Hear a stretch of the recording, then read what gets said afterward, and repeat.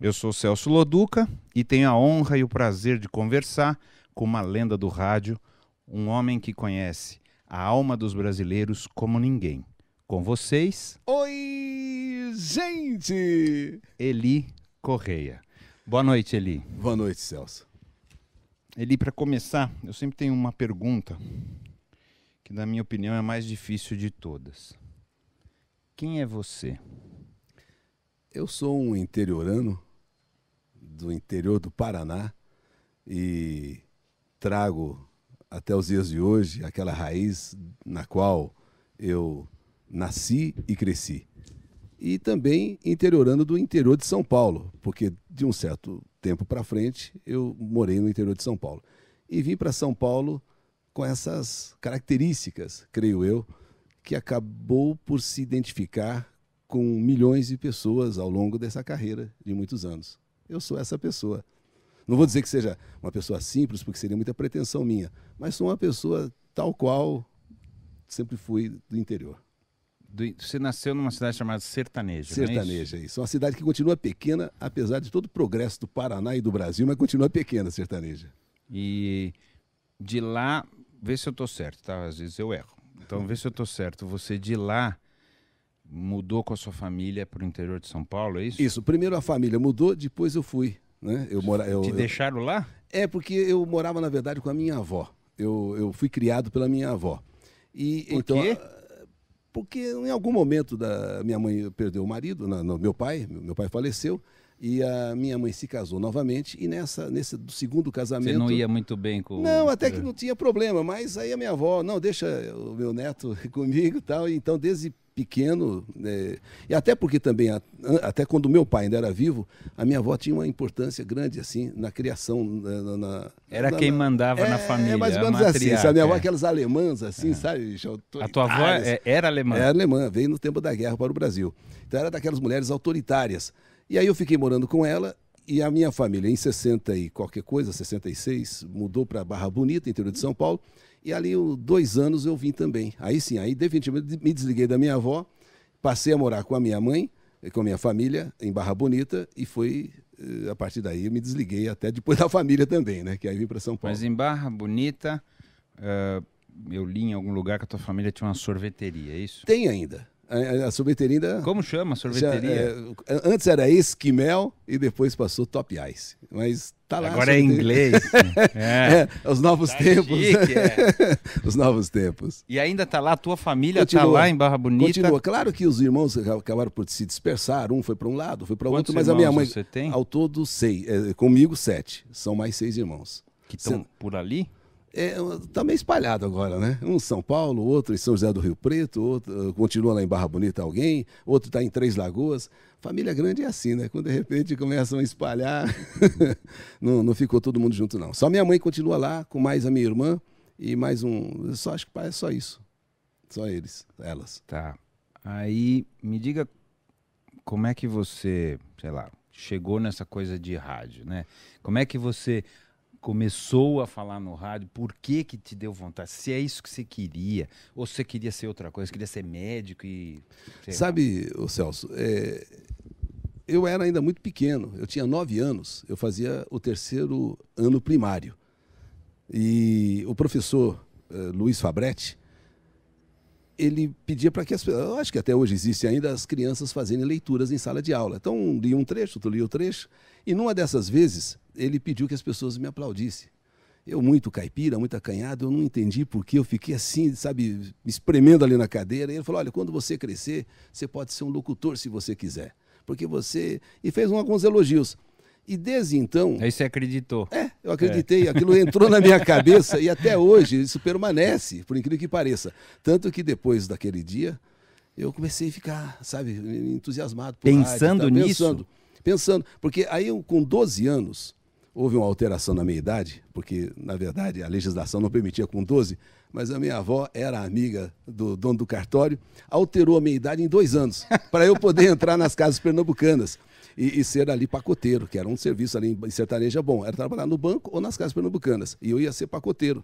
Pacoteiro, limpava a loja, aquele negócio. E lá, então, tinha um serviço de alto-falante. que era um serviço que eles utilizavam para andar nos sítios, nas fazendas, para anunciar, né, as ofertas. Carro, é isso? Isso, é o Jeep. Então, Jeep com a... exatamente, colocava o alto-falante bem na frente, o aparelho Delta atrás, e o pessoal ia anunciando, e eu ficava de olho naquele aparelho. Um dia aconteceu do locutor oficial lá da loja, né, que era o Lacerda, ele não pôde ir por alguma razão, e eu fui, assim, não para ser locutor. Mas você se ofereceu, falou, eu quero ir ou alguém não, eu fui assim para ser o ajudante do cara lá, né, que eu era um moleque ainda, então eu ia jogar boletins, assim, de propaganda, enquanto... Aí eu falei pro seu Oliveira, posso falar um pouquinho? Poxa, eu tenho uma vontade de falar em microfone, assim e tal. Ele falou, olha, você pode falar, mas não vai falar nada lá na rádio que eu deixei, porque você é muito criança, você fala... Você já pensou que o pessoal... E quando eu falei, ele falou, poxa, você fala bem mesmo, rapaz, até que você fala bem. O que você falou? Não lembra? Você lembra? Não? Foi mais ou menos assim, alguma coisa que eu já tinha ouvido. Loiras, morenas, ruivas encontrarão o tecido para sua formosa silhueta nas casas pernambucanas. O cara falou, porra, mas você fala bem. E aí eu comecei a fazer esse... Aí ele chegou lá e falou, olha, o Eli na época era acho que Toninho ainda, que é Antônio Eli Correia, né? Na época ainda era Toninho, depois que virou Eli. Aí ele falou, olha, ele fala bem no rádio, quando a gente precisar de alguém aqui, podemos até utilizar o Eli. E olha, no rádio não, lá no microfone. No alto-falante. No alto-falante, exato. Do Jeep. Exatamente, e assim comecei. E fiquei com aquilo. Quanto tempo? Depois você ficou no Jeep Fiquei oficialmente? No Jeep, oficialmente. Eu era pacoteiro, mas nos finais de semana a gente saía fazendo propaganda. Como chamava isso? Era locutor? Era uma propaganda ambulante, ou sei lá, uma coisa assim, tipo, e era para aqueles sítios, fazendo, e aí eu ficava, e eu me lembro ainda que tinha uma garota que eu gostava, e quando a gente estava chegando, aí então eu aumentava bem o volume perto assim da casa dela, aí eu falava, e me escondia, né? Fazia declaração de amor também? Não chegava esse ponto, senão seria mandado embora. Né? Mas aí eu ficava pensando, será que ela ouviu minha voz? Será que ela gostou? Aquelas coisas, né? E quando eu mudei para Barra Bonita, aí foi em 68, que já tinha instalado a sorveteria, e eu vim ser sorveteiro, na verdade. Mas quando eu cheguei em Barra Bonita e soube que havia uma rádio, a Rádio Emissora da Barra, que pertencia inclusive à usina da Barra, falei, puxa, agora chegou a minha hora. Pô. Eu tinha o quê? 16 anos. Mas assim você já falou, minha profissão vai ser essa. Eu já ou não, ou você estava mais ou menos? Não, era isso, eu queria fazer rádio de qualquer maneira. Nunca quis fazer outra coisa? Nunca. Tanto é que ser sorveteiro, com todo respeito, mas não...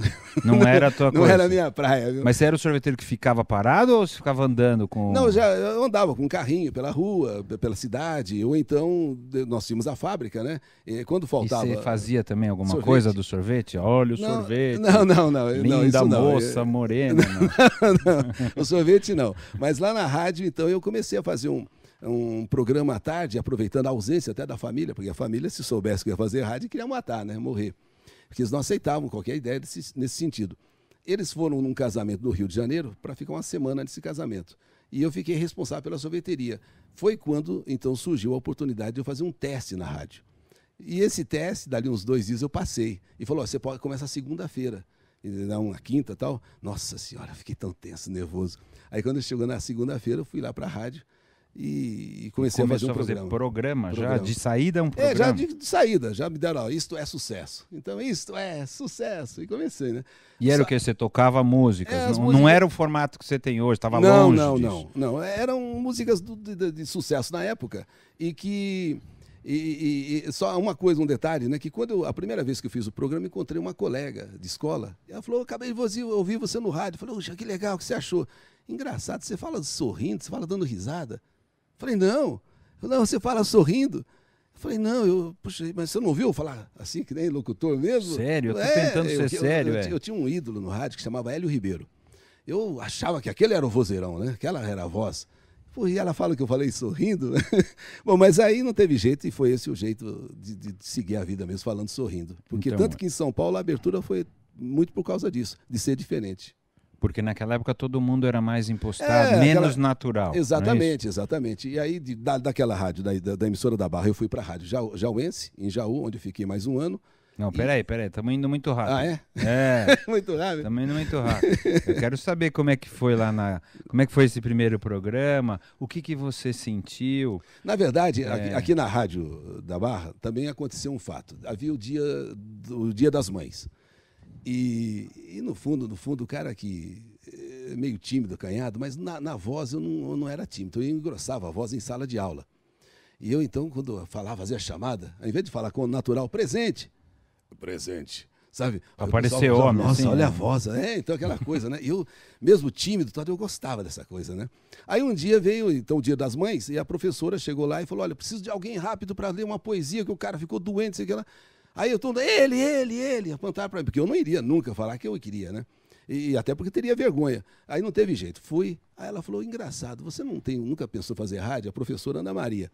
Eu falei, olha, professor, desde o Paraná eu só penso nisso. Eu falei, olha, então eu conheço a direção da rádio aqui, eu vou apresentar você. Depois do Dia das Mães, aí você vai lá e faz um teste. E foi isso que deu. Foi ela que fez deu a essa liga. ponte aí, a oportunidade de eu começar a fazer rádio. Que legal. E a partir daí me realizei. O teu programa fazia sucesso, não fazia? Ou você só estava feliz, tanto faz? Você estava no rádio e você ganhava alguma coisa ou era porcaria? Não ganhava nada. Não. Era prazer de estar falando. Era prazer. A rádio interior já não paga bem se o cara já tem algum nome. O cara que está começando aqui não paga nada mesmo. Mas era o prazer de fazer rádio. Era um negócio assim que, nossa, eu acho até que o rádio tenha sido, para mim, já a partir daquele momento, uma terapia.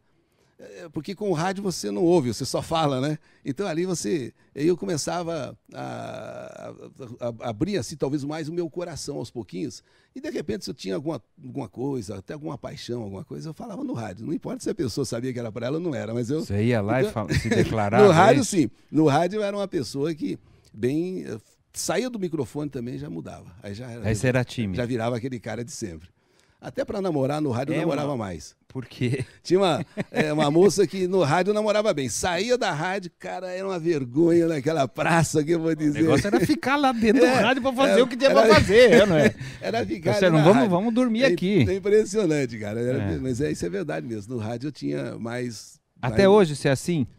Olha, até hoje sou assim. Você já não sou tanto. É uma outra pessoa no rádio? Ou não? É um pedaço seu diferente? Eu acho que no rádio eu sou exatamente o que sou. Fora do rádio é que eu me sinto inibido. Por quê? Porque no rádio eu não sei. Parece que eu não sei. Eu não tenho nada que me tolha ou que me... Então, mas você acha que são as pessoas em volta aqui que de alguma maneira me inibem, de certa forma, assim. Mas sempre foi assim. Eu, por exemplo, se tiver, por exemplo, um grupo de pessoas assim, eu sou um cara meio tímido, sabe? Não é o que fala mais, não é o que... Não, pelo contrário. Até esse negócio de não falar é impressionante, porque as pessoas falam, uma vez, exatamente na sala de aula, um dia eu falei um pouquinho a mais, uma moça chamada Isolina, que era da mais assim expansiva, falou assim, poxa, e ele fala? E ele fala? Porque era uma figura muito calada, muito quieta.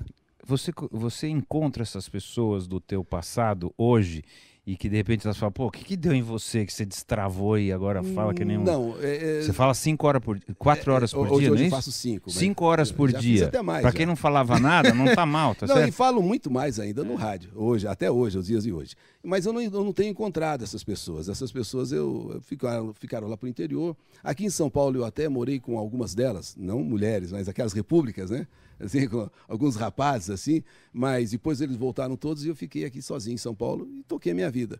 Mas esse talvez foi um problema que até hoje, de repente, até enfrento, é o de não ser, assim, muito extrovertido.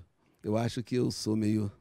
Mas isso é ruim? Não é ruim. É ruim num certo ponto, em outro não, né? É o teu jeito, normal. Tem a maneira de... Tem o ponto positivo e o ponto negativo nisso. Ao mesmo tempo, você foi um cara que perseguiu o que queria de um jeito um pouco firme, né? Sim. Porque não ganhava nada em Barra Bonita. Aí foi para Jaú ganhar menos. Aí ganhei, ganhava um pouquinho, pelo menos, para sobreviver.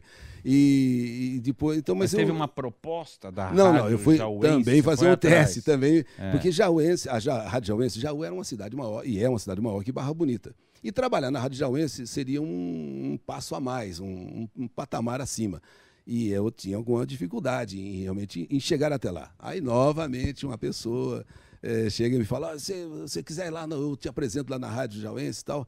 E eu falei, pô, então me leva. Aí ele já conhecia o pessoal, já tinha sido até locutor lá, famoso na época, na região. E fiz o teste lá, aí em seguida já passei, aí o seu Alípio. O que você acha que o pessoal te pegava de primeira, assim? Não sei por quê. É um jeito? O que você acha? Não sei a maneira com que as pessoas... Você me fala alguma coisa que é interessante. Realmente, os testes que eu fiz, eu passei. como aqui em São Paulo também. Então, eu não sei exatamente se talvez... Porque não era a voz impostada, né? Não era nada. Não era o Oi Gente ainda. Não, existia, ainda não né? tinha, ainda não. Não existia. O que você acha que você tinha? Talvez uma coisa diferente, seja, de repente, você falar sorrindo, se é que a gente pode olhar para o lado somente da voz. Ou talvez a própria pessoa, de repente. Mas alguma coisa tinha, né? Eu realmente não saberia dizer a vocês o que fazia com que as pessoas me aprovassem, vamos dizer assim. E o formato do teu programa era apresentar música? Sempre foi isso. Sempre foi música, exatamente. Depois é que ele foi amadurecendo para um outro tipo. Mais aqui em São Paulo já foi em São Paulo. De Jaú você veio para São Paulo? De São Paulo, vim para São Paulo. Você quis vir? Ou... não, aí já fui eu. Aí você de novo falou, eu vou lá para São Paulo. Eu nunca tinha vindo em São Paulo e cada etapa tem uma pessoa que vai te dando uma forcinha, né? O rapaz que anunciava ônibus em Jaú, lá na empresa de ônibus, ele disse, olha... Como chamava? O Zé Maria. E a empresa? A empresa São Manuel. São Manuel, a famosa São Manuel. Aí o Zé Maria falou, olha, eu conheço o Cipolinha, que era irmão do Antônio Celso, que era da antiga Rádio Excelsior, o Cipolinha, que trabalhava ele anunciava ônibus na estação aqui de São Paulo, ali na Júlio Prestes, aqui, estação rodoviária. E ele está deixando para ir trabalhar numa rádio, eu estou sabendo que ele vai sair. Aí eu vim, falei com o Cipolinha e falou, olha, semana que vem estou embora, você pode vir, que você vai assumir o meu lugar aqui para anunciar os ônibus. Chegaram, a saída de ônibus, falei, bom, já estou em São Paulo, pelo menos. Na rodoviária? Na rodoviária. Aí, então você veio para São Paulo para anunciar, vai chegar o ônibus de Jaú. Exatamente, atenção, né? Conta aí, como era? Eu não cheguei a fazer isso. Porque uma semana depois, quando eu vim como a gente diz no interior, com a mala e a cuia, cheguei lá e ele falou, ih, rapaz, resolvi não sair. Falei, bicho, e agora? Como é que eu faço em São Paulo? Você largou lá? Larguei tudo, me despedi da minha mãe, do meu padrasto, e falei, a minha mãe falou, pô, mas aqui em casa você tem roupa lavada, você tem comida, você tem quarto, por que você vai se aventurar em São Paulo? Eu falei, não, lá eu tenho um emprego garantido, já está tudo bem. Cheguei, o cara não saiu. Aí eu falei, e agora, bicho? Aí eu desci a rua Santa Ifigênia com aquela malinha, que até hoje é uma malinha ruim, feia para chuchu, mas tinha umas pouquinhas trocas de roupa ali. A minha mãe tinha mandado colocar o dinheiro aqui dentro da calça, porque disse que o ladrão aqui era muito forte, né? Disse que o pessoal roubava, que você nem via. Na cueca, é isso? Ela colocou fez um bolsinho por dentro. E ficou, e toda hora eu passava aqui. Falei, esse dinheiro está aqui ainda. Quer dizer, fome, pelo menos nos próximos 2, 3 dias eu não passo. E desci a Santa Ifigênia e falei, bicho, e agora o que eu vou fazer dessa vida, cara, sozinho? Voltar para o interior? Eu já me despedi de todo mundo, já fui embora. Passar vergonha. Não vou voltar, bicho, não vou voltar. Aí deu um temporal assim, falei, ainda tem esse temporal, aqueles relâmpagos assim que me assustaram ali no meio na Santa Ifigênia com a Ipiranga, me escondi ali, falei, o que eu estou fazendo aqui? Aí eu fui atrás de uma pessoa que há um tempo atrás, olha, quando você for para São Paulo, se quiser, eu fui lá parar na Vila Granada, perto da Penha, para ver, olha, eu estou em São Paulo, dá para eu ficar uns 2, 3 dias aqui, né? Você não conhecia? Eu conhecia essa pessoa do interior, quer dizer, era meio família da gente, mas não necessariamente nós tínhamos ligações. Mas aquele dia, naquele aperto, perdido em São Paulo, e o cara falou que não ia voltar, não ia sair, eu também não ia voltar. Aí fui lá e a pessoa falou, não, tudo bem, fica aqui então, pelo menos aí até você se acertar. Aí eu comecei a ir nas rádios, aproveitando que eu fiquei baseado ali, vamos dizer, né? E eu fui então em algumas emissoras. Fui em uma, fui em outra. Mas como que você chegava? Oi, tudo bem? Meu nome é Antônio. Meu nome é Eli. Já era Eli. Falei, ó, eu trabalho em rádio e tal. Me lembro até que na Rádio América, que mais tarde vim trabalhar, mas o Salomão Júnior, ele olhou bem para mim, mas você trabalha em rádio mesmo, meu filho? Você fala em rádio mesmo? Rapaz, eu falei, será que eu não tenho cara para isso, bicho? Eu falei, olha, lá no interior eu trabalhava, agora eu não sei, agora nessas alturas já não sei mais. Eu falei, então, olha, tá bom, aqui nós não temos vaga e tal. Eu falei, então tá bom. Aí eu fui em outras e consegui um estágio para trabalhar em outras, eu ia fazer um estágio de uma semana para ir para o interior. Na verdade, era uma rede de rádio chamada Coligadas, que fazia parte da Rádio Jauense, inclusive, mas eu não vim exatamente em função disso. Eu fui rodando até que cheguei na Rádio São Paulo. A Rádio São Paulo era uma rádio que tinha novelas, que estava deixando as novelas de lado, porque a televisão estava cada vez crescendo mais.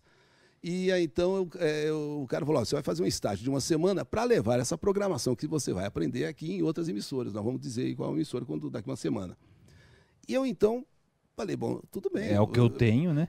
Eu não falei, na hora H eu não vou voltar para o interior. Eu não vou voltar mais para o interior, eu não volto, pensei comigo. Mas vou ficar essa semana porque eu ganhava um dinheirinho todo dia, né? No final do dia eu recebia uma graninha e aquele dinheiro ia guardando, passando uma fome lascada, mas estava ali. Aí quando chegou uma semana, acontece uma coincidência que um grande locutor, ele faz parte da história, chamado Antônio Pimentel. E ele então fazia as narrações das novelas, né? Da rádio. E ele um dia abandonou as novelas, foi embora, e um cara da rádio, naquele momento, foi chamado para narrar as novelas, para substituir. Enquanto isso, eu que ia embora dentro de uma semana, falou, você fica mais uma. Para poder substituir até nós esse encontrarmos cara. um cara.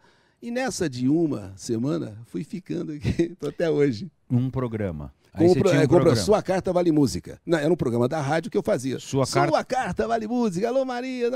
Aqui a Sua Carta Vale Música. Eu fazia esse primeiro programa das 6 até as 9 e voltava ao meio-dia com o sucesso que você pediu. E à noite eu fazia um programa com o Franco Neto, que hoje na Jovem Pan há muitos anos, que era um noticiário que tinha, sabe? Um noticiário que a gente ia lá 9 horas. Então eu fazia, na verdade, 3 participações, 2 musicais e uma no final fazia, lendo notícias. Já era bastante? 2 horas, 3 horas cada programa? Já, ou eram Não, eram programas de 3 horas cada um. O da Sua Carta, 3 horas, o Sucesso, Senhora. 3 horas, e mais a noite era meia hora. Só tinha você falando na rádio? Não, tinha outros também, mas eu já... Falavam menos. Falavam menos, E você sabe que a rádio, ela começou a crescer de audiência. Essa foi talvez a grande vantagem que eu obtive em São Paulo, foi que justamente naqueles horários de 5 da manhã, 6 horas, eram os grandes jornais falados Tupi, era redator-chefe, era a Primeira Hora na Bandeirantes, todos com locutores fortes, vozeirões, e eu fui entrando no meio dali, né? Não tinha gente ainda não. O pessoal vão acordando, tal, aquela coisa. E isso aí foi um diferencial. O pessoal Como falava, é que você começava o programa? tipo assim, alô, ouvintes! Alô, ouvintes! Vamos começar o nosso programa aqui, Sua Carta Vale Música. Era muita alegria, muita festa, né? E isso aí criou um diferencial, que é a rádio, que até então era uma rádio pequena, começou a crescer, era uma rádio local, só pegava em São Paulo, um pouquinho fora de São Paulo, e começou a crescer de tal modo que ela chegou a 3º lugar. Aí foi quando a ditadura cassou a Rádio São Paulo na época. Aí você ficou sem emprego de novo. Mas uma semana, um mês antes, eu já tinha mudado de rádio, por incrível que pareça. Eu tive a sorte que um mês depois ela foi cassada. Mas eu já estava em outra emissora, que estava na Tupi. Mas isso porque você já fazia sucesso. Já ganhava alguma grana razoável? Já estava ganhando. Já era chique? Já não era chique ainda, mas estava chegando. Eu estava ganhando relativamente bem, para quem trabalharia até de graça. Isso em quanto tempo? Isso eu cheguei em 72, em 73, mês de outubro, eu estreiei na Tupi. O diretor Caio Falou que em um ano foi tudo isso? Um ano e meio. Da rodoviária exatamente. Para você estar na Tupi foi um ano? Foi um ano e meio. É pouquíssimo, então, na verdade. Mas eu acho que mais foi o reflexo da emissora, que a rádio começou a crescer muito. Você acha que é por sua causa? Não vou ter essa pretensão. Mas eu acho que o estilo... Veja bem, você fazendo 6 horas, 3 horas, das 6 às 9, do meio-dia às 3. Obviamente, você passa a ter uma importância na programação. Claro. E um pique muito legal, sabe? Uma alegria, assim, intensa. Fazendo o que eu queria. Garotão.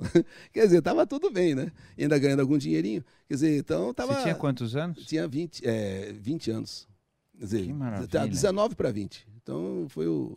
Daí você foi para Tupi. Aí... Para um programa teu, criado por você. Aí foi a primeira vez que eu fui fazer um programa com a minha cara, assim, tipo, que era Comece Bem o Seu Dia. E, juntamente com esse Comece Bem o Seu Dia, eu comecei a fazer shows em circos e forrós, mas assim, muito show. Então, eu fazia pouco tempo no rádio, das 7 às 8h30, que eu fui trabalhar nesse horário. Era um antigo apresentador que era Moraes Sarmento, que tinha deixado esse horário, lembra dele? Claro. Então, o Moraes, ele até me dizia assim, poxa, se eu soubesse que era assim que era para fazer, que ele fazia as coisas às 7 horas da manhã, vamos agora no álbum de saudade, pegava 1940, 1950, aí começou eu a tocar aquelas músicas do momento. Mais animadas. Né? E então a rádio, inclusive, eu me lembro que o Barros estava uma faixa de 7 a 8 pontos no Ibope. Com a minha chegada e a minha escada, o Barros foi para 15, para 17. Você entregou. E o meu próprio horário, que era um horário fraco, vamos dizer assim, de audiência. Tinha o Zé Bétio naquela época. O Zé Bétio já era na Rádio Record. É. Então nós estávamos ali competindo. Só que o Zé Bétio já tinha uma característica muito peculiar. Você competia com o Zé Bétio? Era mais cedo, acho, o Zé Bétio. Não era 6 não, ele horas, terminava né? às 8. E eu começava às 7. Então eu pegava o horário do Zé. Eu terminava até às 8h30 e o Zé terminava às 8. Mas o Zé virou um monstro sagrado, né? O Zé virou um negócio gigantesco, realmente. Mas eu estava comendo ali pelas pontas, pelas beiradas ali, né? E tanto que, tanto que mais tarde nós fomos competir, vamos dizer, pau a pau, vamos dizer, cabeça a cabeça, e aí eu ganhei a parada dele quando fui para Globo. Aí o Zé... Lá na frente. Lá na frente. Então vamos continuar na Tupi. Começou o teu programa, o primeiro que você não era locutor, que Exatamente. Você tinha idealizado a maneira e tal. Aí começou... Como era esse programa? Aí começou o Oi, Gente. Aí começou, oi, gente, porque eu achava aquele alô, ouvintes, muito ruim. Eu queria ver se eu conseguia... Mas da onde veio isso? Nada. Do nada? Não sei, nem eu sei da onde. Eu comecei a falar oi, gente, como que... Primeiro normal, primeiro assim, oi, gente, ou já era oi, gente, tal, papapá, oi, gente. E como eu falava com muita frequência, esse cara que me vendia nos shows, ele começou a colocar nos cartazes, oi, gente. Aí vem Eli Correia. Nos cartazes de Eli Correia era um detalhe, o seu nome era Oi, gente. Mas passou esse mesmo Oi, gente. Ninguém nem sabia quem era o Eli Correia, sabia o Oi, gente. Aí eu falei para ele assim, poxa, mas por que razão, hein? Ele falou, não, você fala com constância, é legalzinho. E eu também comecei a perceber que as crianças ao redor do carro, quando você parava atrás do circo, começavam a dizer, oi, gente, criançada é muito sensível nesse negócio. Eu falei, rapaz, tá pegando esse negócio, agora eu vou esticar isso aí como se fosse um gol. Porque o cara começa, gol! E eu falei, vou fazer um oi, gente parecido, já que o negócio é de alegria, né? Oi, gente! E eu vou indo, já aí. Que bacana. Aí ficou a marca registrada. E nesses shows você apresentava os shows, é isso? Não. Aí os artistas, você cantava também? Não, veja bem, aí que eu acho que foi uma sacada. Não o Chacrinha fazia isso também, né? Mas o negócio bastante gente fazia isso, como né? eu não tinha cacife para levar cantores, então o show era levado para o Eli Correia. Eu na verdade, não fazia nada. Eu chegava, esse rapaz, ele apresentava o show e tal, apresentava lá um cantor simples, que cantasse as músicas de agora, levava um outro que cantasse samba, por exemplo. Não tinha gente famosa? Não. O famoso ali ainda seria eu, vamos dizer assim, entre aspas, né? Bom, agora com vocês. Depois faltava 10 minutos para ir embora. Já tinha cantado, que era de sucesso, a banda já fez, levávamos umas chacretes para dançar, ou então umas boletes do Bolinha e tal. Aí agora com vocês... Aí ele descia aquela bola, né? Eli Correia. Puta, aí no começo a reação era... Mas, quem é esse cara? Aí eu chegava no rádio e falava, nossa... Muito obrigado, que explosão, que alegria. E aquilo acho que foi contaminando de tal modo que, rapaz... Mas no começo o que eram uns 10 gatos pingados? Não, eu já tinha um certo nome, eu lotava o cirquinho. Sabe? Ia bem. Os circos iam bem. Mas o que é? Periferia de São Circo Paulo? Periferia. Não tem interior? Interior só depois de uma segunda etapa que eu comecei a fazer. Mas primeiro eu explorei toda São Paulo, Grande São Paulo, interior e fora depois de São Paulo. Sempre o show da alegria, o show de Eli Correia. Mas, na verdade, o único cara que... tinha algum nome, era eu mesmo, porque os demais... Então aí no finalzinho chegava, você falava o quê depois? Aí, o que você ia fazer depois? Bicho, contava assim, alguma coisa, até a banda fazia, tipo, alguma música assim, Isto é a Felicidade, né? Tinha uma música dos Incríveis, e a gente cantava lá, Isto é a Felicidade. Ei! Você cantava? Com eles, né? Com a banda, eu não cantava, não. E assim por diante, tinha aquelas coisas. De repente, se era época de carnaval, a gente fazia algumas coisas de carnaval, se era época de Natal, a gente cantava algumas músicas de Natal. E aí você recebia o cachê para estar lá naquele finalzinho. Eles davam aquela sustentação para o negócio, né?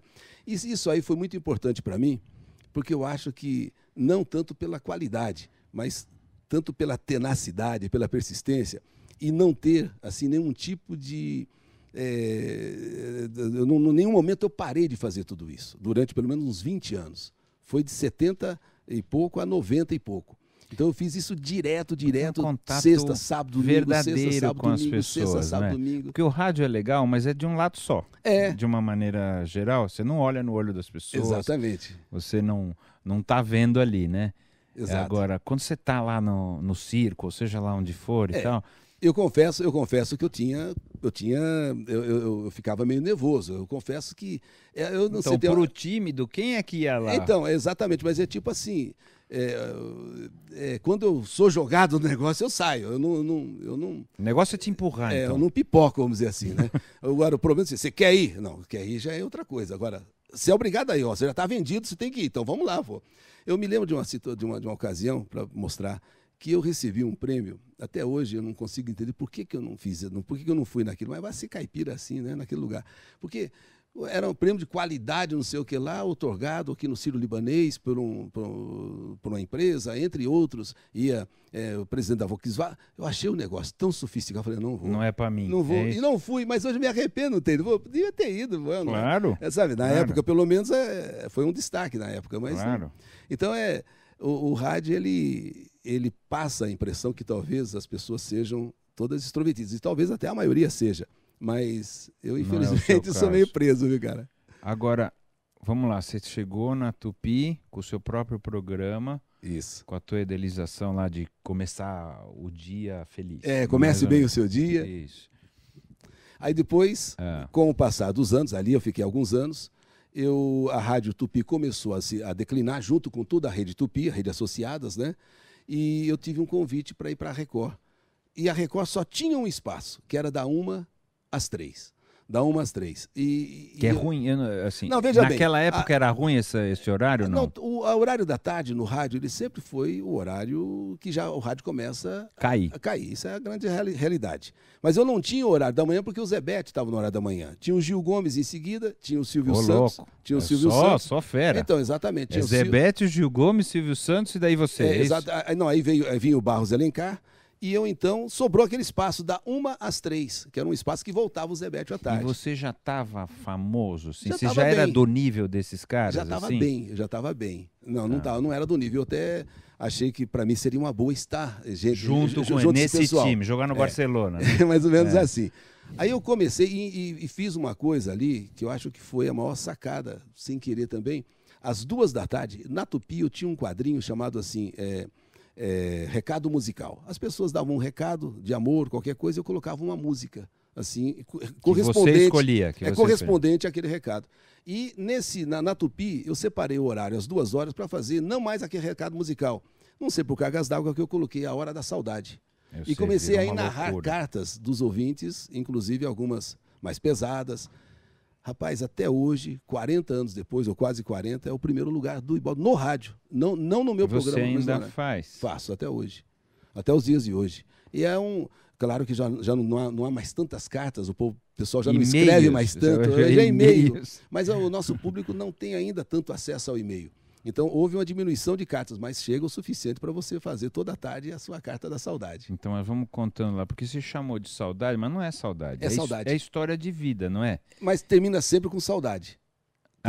Sempre Como que você... Porque, na verdade, eu contava aquelas histórias de amor. Não é só de amor, não é? Não, mas no começo foi. De um assassino que você fez assim, no começo foi. Não é no começo foi. Saudade do assassino? Não, mas a família que o assassino matou, a família do assassinado. Esse aqui é o negócio. A saudade quem morreu. De quem morreu. Então, justamente na Rádio Tupi, eu fazia algumas coisas e um dia veio uma história assim parecida de que alguém tinha partido, Falei, eu não vou narrar para um cara alegre, um cara feliz, um cara contente, como é que eu vou narrar um negócio desse? Mas aquilo ficou me martelando. E aí eu fiz essa carta. E todas as vezes que eu ia nos locais fazer show, o pessoal lembrava dessa carta. Foi a que mais marcou. Foi a que mais marcou. Falei, então eu não posso mais ter esse tipo de preconceito. Vai. E quando eu estreiei na Rádio Record, às 2 da tarde, fiz a sessão da saudade, a partir daí eu então liberei. Vai de amor, vai de saudade, vai de o que for, vou fazer, contanto que seja sempre uma história que eu... É triste no final, sempre. Geralmente é triste. Sempre é triste. Saudade nunca é triste. Mas aí como é que você fala? O homem sorriso... Mas nessas alturas eu já fui meio que esquecendo, né? Já fui deixando o nome de sorriso até a saudade. Depois da saudade aí já... E inclusive há cartas que me tocam, isso aí eu digo... as pessoas às vezes perguntam, mas você chora, tal, né? Porque... E choro, sabia, cara? Tem hora que as cartas, eu me vejo, eu me transporto às vezes, assim, sabe, para aquelas situações, que acho que aquilo acaba fazendo com que eu e quem está me ouvindo acabe também se emocionando. Então, me diga uma coisa, você, 44 anos no rádio, 40 mais ou menos com essa coisa da saudade. O que mudou nas pessoas? Não na forma, nas cartas, mudou. Nas pessoas? Aqui dentro, das coisas que as pessoas te escrevem?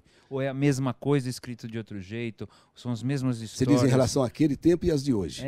Olha, as histórias, por incrível que pareça, eu vejo... Claro que são situações diferentes, são momentos diferentes, mas, em síntese, as histórias são todas iguais. Se elas são de amor, ao sofrimento da perda, ao sofrimento do abandono, se é coisa de crime, aquela situação em que você coloca a vítima sob um clima ruim, até às vezes de tortura, se é uma coisa assim mais, vamos dizer, emocional, de amor maior, por exemplo. Então, aquelas coisas do relacionamento, da pessoa abrir o coração, se entregar à paixão, ou então a uma mãe, a um filho, ou um filho a uma filha, a um pai, entendeu? Então, eu não vejo diferença. Os assuntos são os mesmos. Os mesmos, contados de forma diferente, mas quase sempre. Então, eu tenho olhado algumas coisas lá do passado que eu tenho arquivado e falo, puxa, não mudou nada realmente.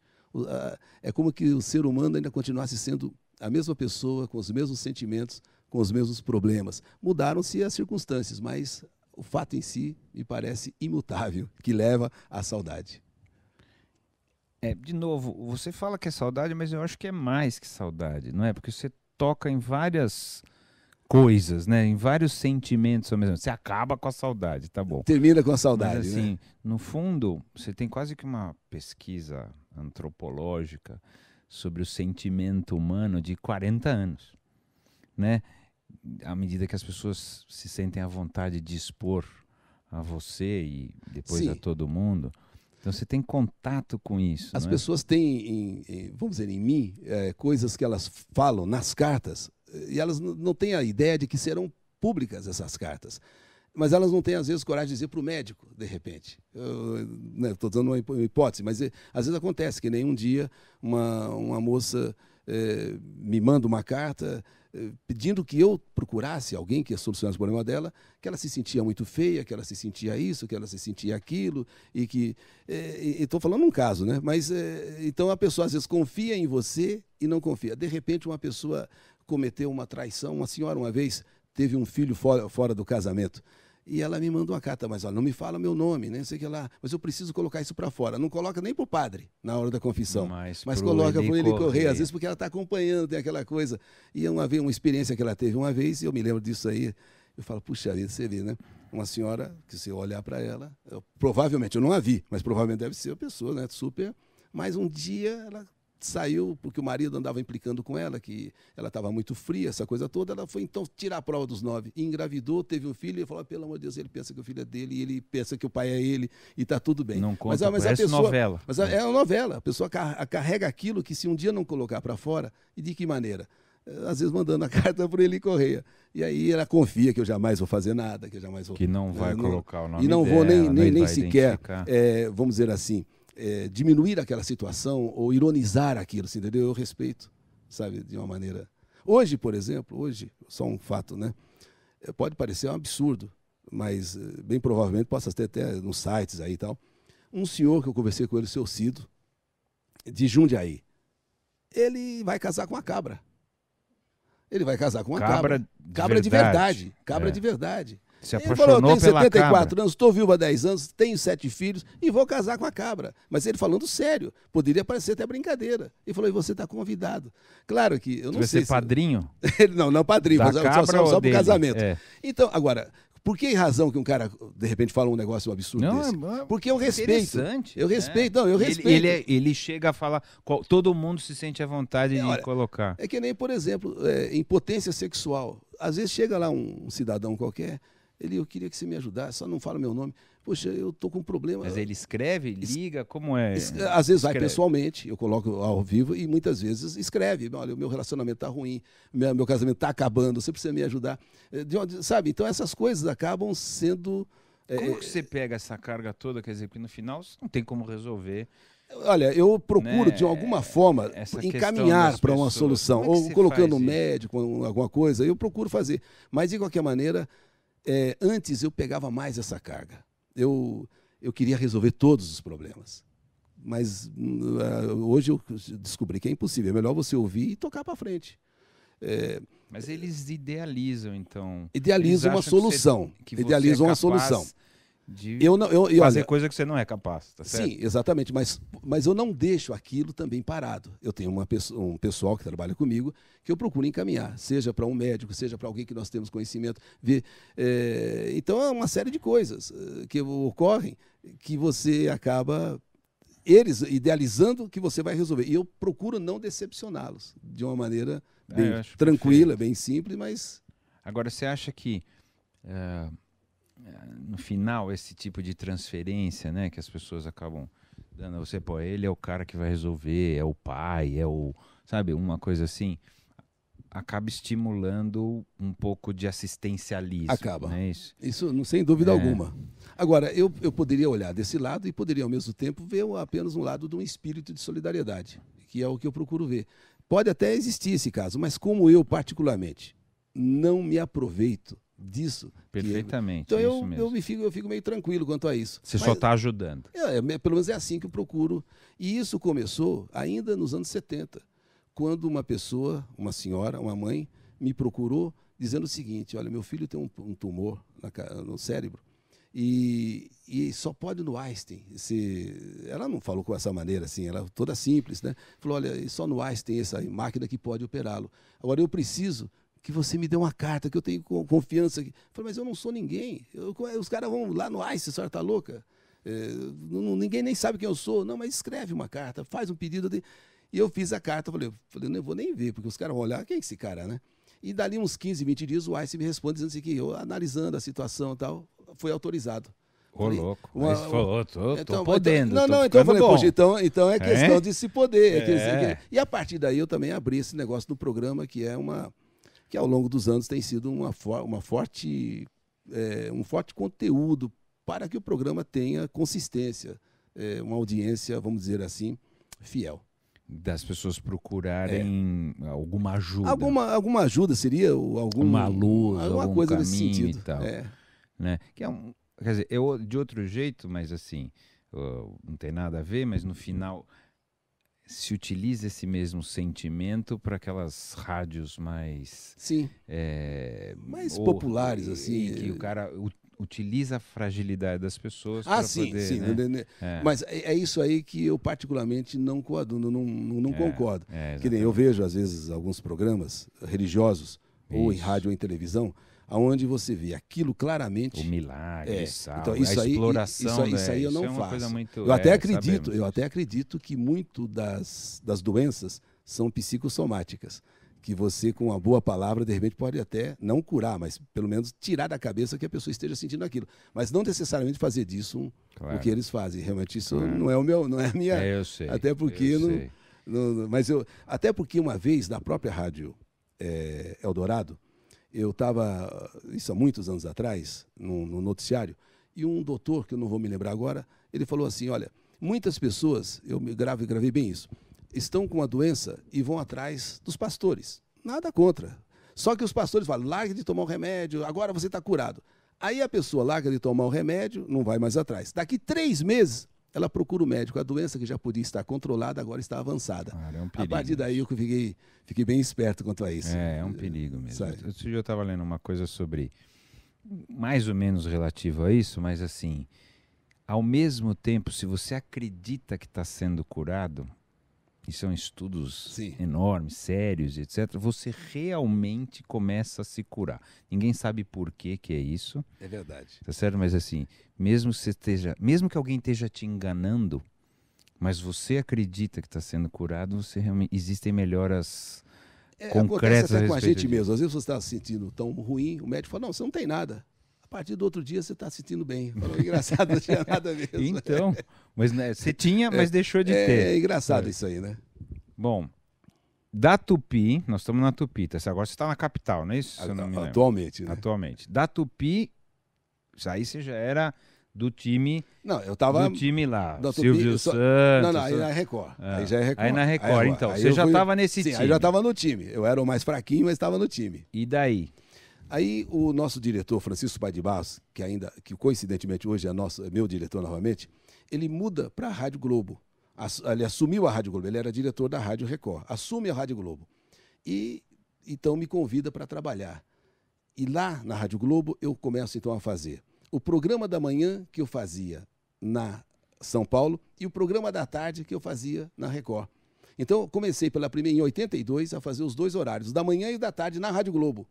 E a Rádio Globo, que era segundo lugar e distante da Rádio Record, assumiu a liderança. Então ali... Quem mais estava lá? Era você? Lá era eu, Humberto Marçal. Mas lá você era a estrela. Você era o Zebete de lá. Não. Aí eu comecei, porque teve aquela campanha na Copa do Mundo de 82, e então em todos os intervalos da Copa do Mundo, dos jogos, eu aparecia anunciando o meu programa na Globo. E aquilo lá, então, foi o Como era? Fala. Não, oi, gente, eu tô na Globo, eu tô na Rádio Globo, tal, com vocês. Pô, aquilo foi muito legal, uma autorização especial do Boni, para que fosse colocado no ar, justamente nos intervalos dos jogos. Então aquilo para mim foi o grande lance, vamos dizer assim. Foi o que realmente aí me alçou a condição... A estrela. Não, vamos dizer estrela nesse termo. Não no sentido... a estrela do nosso ponto de vista, não do seu. Então, a partir daí, sim.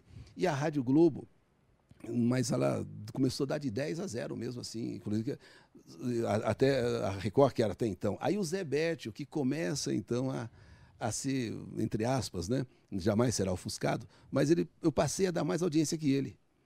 Porque eu fazia o mesmo horário dele, que o Chico nessa coisa foi meio estrategista. Vamos pegar o Zebete e aí o horário da tarde a gente fatura, né? E foi o que aconteceu. Nós começamos a dar mais audiência que o Zé. Em seguida veio um cara chamado Afanásio Jazade, e o Afanásio se tornou Ficou famoso também, muito famoso. E depois eu voltava à tarde, com aquela audiência já... Do Afanásio era um negócio de crime, né? Exatamente. O Afanásio se tornou também um ícone na época. E aí, bicho, a Rádio Globo ficou durante 3 anos. O Chico sai... Podemos usar por da rádio, não? Não. Essa é a Globo. Não, eu quero falar um pouquinho disso. Você acha que o jeito do Zebete estava envelhecendo porque as pessoas... Era rural, né? Era um jeito mais rural. Você acha que a sociedade... Estava mudando, estava ficando muito mais urbana, e aquele jeito lá da vaca, eu até acho que aquilo era folclore. Estava caindo. Eu acho que a partir do momento em que o público teve a opção entre eu e o Zebete, começou a optar pelo meu estilo. Você era mais jovem, mais moderno, um outro jeito, e ele representava... E as músicas eram muito diferentes. Também. Eram diferentes totalmente, né? Ele só sertanejo e eu músicas do momento, atuais. E ali que começou a ver essa coisa do Zebete, perder aquela condição. E eu fui, então, superando. E chegava à tarde, eu arrebentava com a Hora da Saudade. Hora da Saudade. Que aí era um negócio impressionante. E a partir daí, então, eu fazendo show. Aí comecei a fazer uns shows, além dos circos e forrós, eu fazia todos os domingos em praças, em ginásios de esportes. Aí sim, eu levava artistas. Aí você já estava com moral para os caras. Já estava com moral. O cara não podia recusar. Titãs, ele Corrêa me convidou, Titãs fez comigo show, o Traje a Rigor, Hit no auge. Esses caras todos fizeram shows comigo. E você tocava esses caras também? Tocava. Eu sonífera ilha, aquela coisa toda. Então todo esse pessoal, fazia, era o nosso público ali, né? Que estava começando a ser...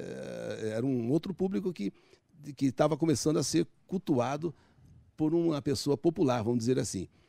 E a rádio, com aqueles shows que eu fazia aos domingos, de levar 4, 5 mil pessoas todo domingo, em cada lugar assim que a gente praça, ia. Em estádio. Praça, estádios. Nossa, era uma coisa maluca. E eu estava vivendo, como diz, aquele meu melhor momento, vamos dizer assim.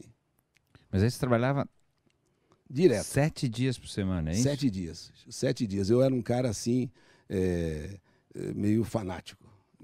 Pelo trabalho? Ou era a grana que você queria mais grana? Eu gostava de fazer. A grana era legal, mas não era tanto assim a grana, não. É que eu gostava mesmo. O pessoal fala de workaholic, né? Como é que é? Workaholic. Vamos agora começar já a inglesar o negócio. Então... bêbado de trabalhar. Mas eu gostava, bicho.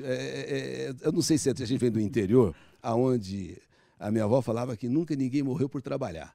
Então, eu falava, é muito pouco tempo você ficar no ar. Mas e a família? A tua família não... Então, esse é um problema que me trouxe hoje, ou até nem hoje, nem tanto, mas em algum momento me trouxe problema, porque eu tinha aquela coisa, passada aquela euforia toda, daqueles anos todos, eu comecei... Peraí, você estava... Só uma coisa, você casou nesse período que você estava famoso? Casei no tempo da Tupi. Com alguma fã?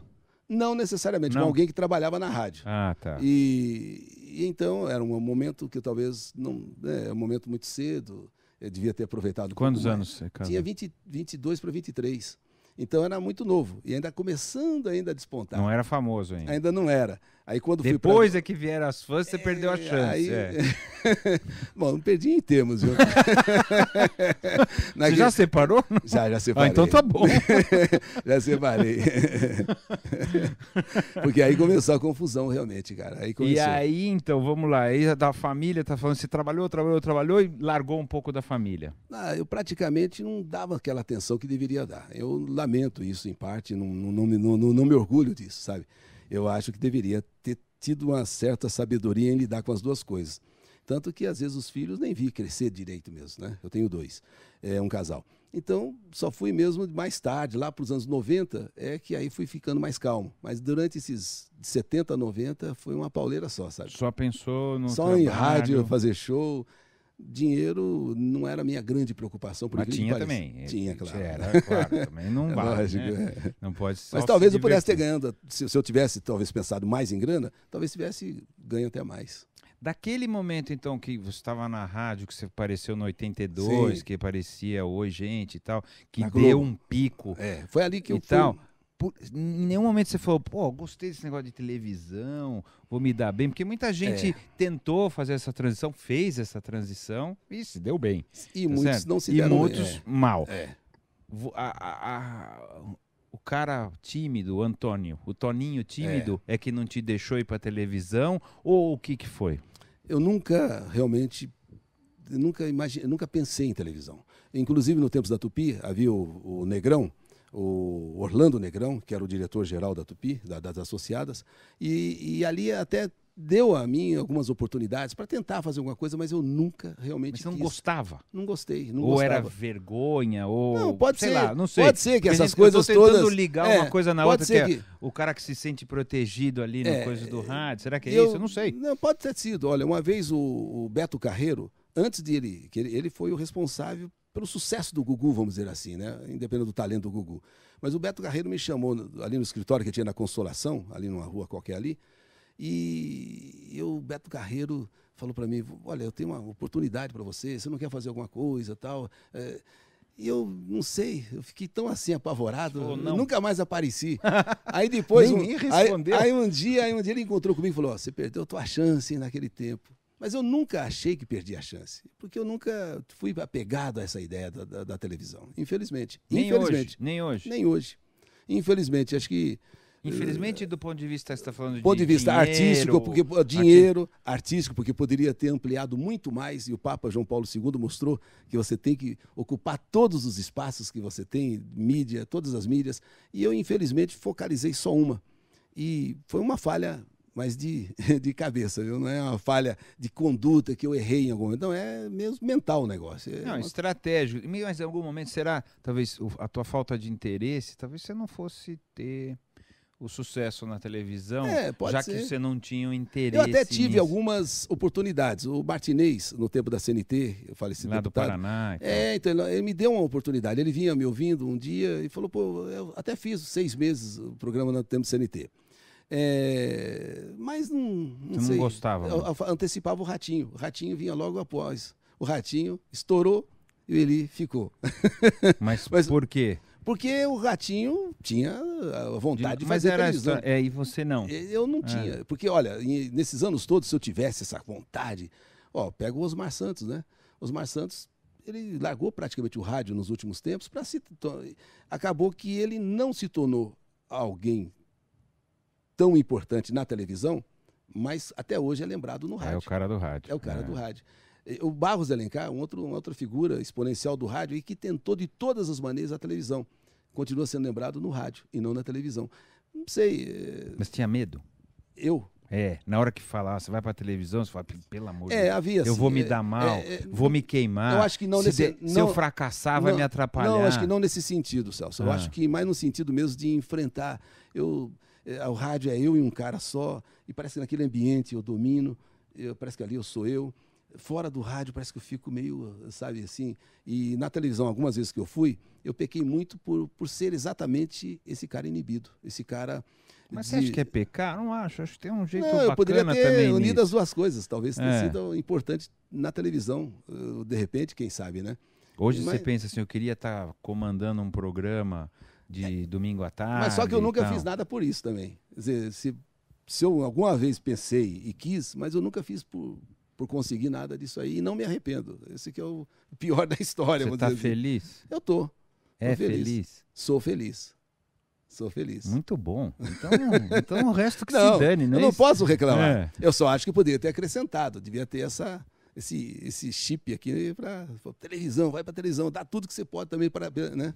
Mas não foi o caso. Tá, eu tô voltando lá então. Você já é o rei, né? Um dos reis, tá certo? Já tá na Globo, é um dos reis. E daí? Aí o Chico vai para a Record e me contrata novamente, me leva para a Record. E nesse momento a Record passa a primeiro lugar. Então ficou assim, aonde eu ia era primeiro lugar. É sorte ou era você que fazia? Eu acho que é todo esse trabalho, né? Toda essa coisa, você leva uma história com você. E os ouvintes se habituaram, se identificaram. E mudava assim? Mas assim, da noite para o dia. Da noite para o dia. Tanto que aí na Record voltou a ser líder novamente, líder outra vez. Você achava o rei da cocada? Não tanto, hora, pelo contrário. Não, que isso. Eu achava que era meu trabalho. É. E na Record o trabalho continuava sendo o mesmo que eu fazia na... Aí Aí Record, você tinha o programa da manhã e o programa nessas alturas o Zé Betti já não estava mais na Record. Então eu ocupei esses dois espaços também na Record.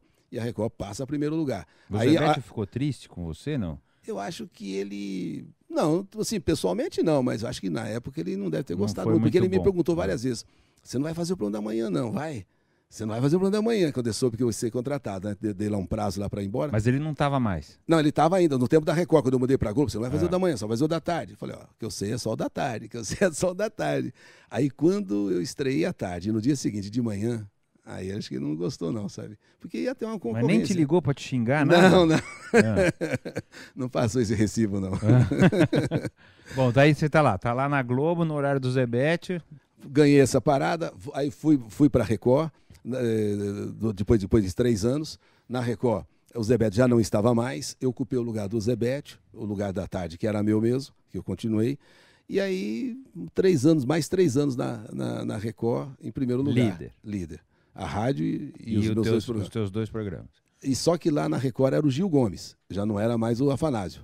Mas é o mesmo estilo. O estilo era o mesmo. Isso, aí depois... Também um clássico, né? Também um clássico do rádio. Não há dúvida. É. Depois da Record, fui novamente, já não pelas mãos do Chico, mas já para outra direção, para a Globo. Aí a Globo volta a ser campeã novamente. Você trocava por quê? Era grana? Assim, ó, você vem aqui, vai ganhar mais aqui, esse era, claro, tem que ser, porque não tinha outra razão, não né? tinha outra razão, realmente era dinheiro. E não tá nada de errado, né? Não. Nada de errado. Né? Você merece e tá tudo certo. E aí você voltou pra Globo, líder de novo. Líder de novo. 3 anos depois da Globo, fazendo as mesmas coisas, prestando serviço. Mas os caras não aprendiam? Então, porque... Cada vez que você mudava, você ficava na liderança. Por que os caras já não te pagavam mais e deixavam você lá? Mas você sabe que engraçado, Não é? Mas só que eu tinha vontade de sair. Ah, você também queria mudar? Por quê? Eu achava que... Mas não era igual? Que nem deixar a Globo para ir para a capital foi uma coisa que qualquer cara não faria. Mas eu não sei, eram esses desafios que me... Mas como você toma essa decisão? Conversa com os amigos, você fala, vou mudar. Não, eu sozinho, tipo assim, porque a Record, a capital, aí voltei para a Globo, fazendo os 2 programas, aquela coisa toda. E uma coisa nesse interim, com a morte do Tancredo Neves, eu descobri que aí o FM começou a crescer muito. Aquela minha parte musical já ficou absorvida pelo FM, que estava no mesmo pique que eu. Quer dizer, traziam aquele... Mesmo tipo de música. O tipo de música e tipo de apresentação, que era o que eu fazia nos anos 70. Solto, mais na boa. Só que sem os comerciais que eu tinha no rádio. O FM mais musical. E naquele... Aí começou a Rádio Cidade, aquele estouro. E eu fui perdendo o meu espaço musical. Foi quando, então, com a morte do Tancredo, eu então comecei a de vez, introduzir informações no programa. Então o programa passou a ser musical, informativo e prestador de serviço. Mas a informação passou a ser fundamental, que até então não existia. Mas com o meu espaço sendo reduzido pelo aumento das FMs, eu tinha que buscar um caminho. E foi aonde então comecei a fazer essa parte de notícia. Já na capital, é isso? Já, não, ainda na Globo. Ainda na Globo, que aos pouquinhos foi começando a colocar uma notícia. E uma parte importante também, que eu acho que foi fundamental para firmar o meu nome, a parte religiosa. Porque eu trazia do interior aquela coisa de você, quando está seca, você ir no riozinho, aquele fiapo de água, dar banho no santo, pedir chuva, fazer procissão.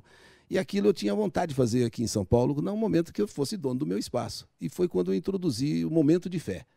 E aí, esse momento, eu dava oportunidade para as pessoas falarem das suas devoções, aquelas coisas todas, e comecei a contar. Mas é só católico ou só qualquer católico. coisa? Não, claro que hoje eu tenho audiência entre os evangélicos, porque a maioria hoje, uma boa parte é evangélica, mas continuo me ouvindo, mas naquele momento era só católico. E eu comecei a fazer romarias para Aparecida do Norte, e romarias para Bom Jesus de Pirapora. Você ia junto, é Sim, isso? e como ainda hoje faço e vou. Então eu começou a fazer essa parte. Então, essa parte religiosa, nunca levantei bandeira de que eu sou isso ou aquilo.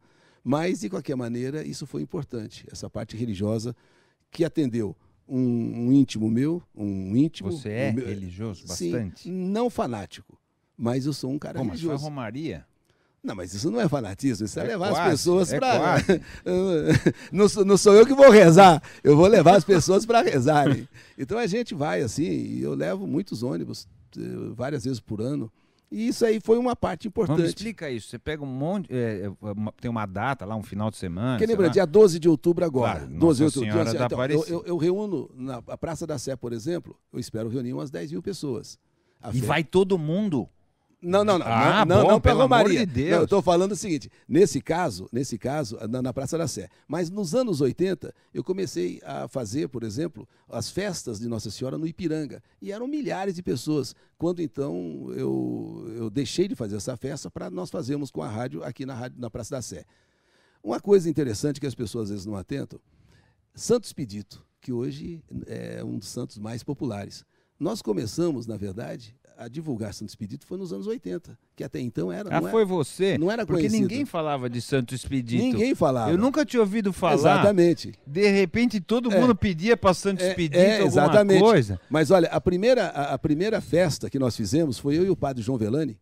Ele, inclusive, ele reconhece isso no próprio... Né, de que fomos nós. Quer dizer, eu levei a primeira festa de Santo Expedito lá para a igrejinha, ali na capelinha, ali na Jorge Miranda, na Estação da Luz.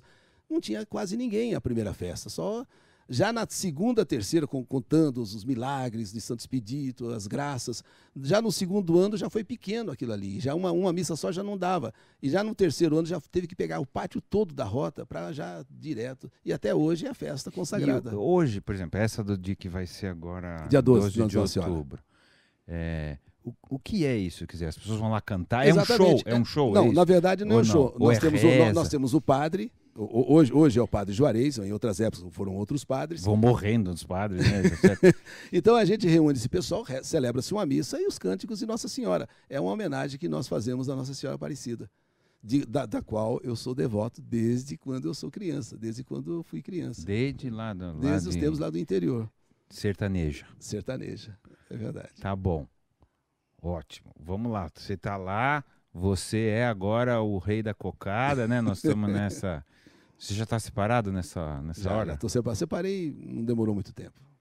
Depois casou de novo? Casei de novo, mas aí já em 88. Já tinha aproveitado as fãs? Não, as fãs não. Algumas pessoas. Tá bom. Tá bom. E daí? Daí você foi para a capital, não é isso? Então é o seguinte, aí a capital... ela era um desafio, era chamada de o cemitério dos caras. Todo mundo que ia para a capital desaparecia, sumia, desaparecia. Eu vou, é isso? Aí eu cheguei falando, eu vou. Mas até por quê? Porque tinha um amigo chamado Montival, e ele era amigo do professor Edivaldo, que era o dono da FM1000, que era o dono da rádio também. Aí o Montival falou, não, olha, eu só vou lá se você for, eu te dou uma porcentagem, me deu uma vantagem assim. Mas independente disso, eu falei, poxa... é um desafio isso aí, a capital se tornar uma grande rádio, né? E eu fui para lá. E você achava que ia dar certo. Mudar? E deu certo. No primeiro mês a rádio já foi para primeiro lugar. Mas como é que as pessoas sabiam que você ia mudar de rádio? Como é que você avisava isso? Porque você não ia falar na outra, tá certo?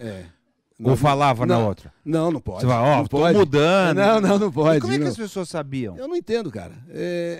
Eu sei dizer que no outro dia, claro, não é no outro dia, com um mês, por exemplo, a Rádio Capital, que era 7º lugar, foi primeiro lugar junto com a Globo, as duas empatadas. E a partir daí ficou um mês uma, outro mês outra. E foi assim até enquanto fiquei lá. Aí depois da Rádio Capital. Quanto tempo você ficou? Na Rádio Capital fiquei mais 3 anos. Aí foi naquela É tudo base... 3, é isso? É mais ou menos isso. Por quê? Dá 3 anos. Tu tá casado há quanto tempo? Não, agora já quase 30 já. Ah, então tá bom. 25. 30 é perto de 3, assim. Tem alguma coisa a ver com 3. Cuidado. Sua mulher tem que se cuidar. Mas aí a Rádio Capital se tornou realmente uma grande rádio, em primeiro lugar na época. E houve depois uma mudança, a venda da rádio do professor para o Nelson Morizono, tal, aquela coisa toda. Mudou a estrutura. E eu fui embora para uma rádio pequena, chamada Rádio América, que era uma rádio pequena. Rádio América. Isso, tinha aquele pianinho. Isso aí. E, coincidentemente, nessa Rádio América, tem um padre que era mais ou menos assim como era o Afanásio.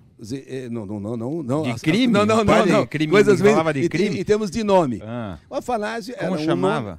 O Padre Marcelo. Ah. Aí, já era o Padre Marcelo? Ele já era? Ele era uma pessoa que estava ali, sabe? Ali. A pontuação dele é em torno de 0,90, 0,95.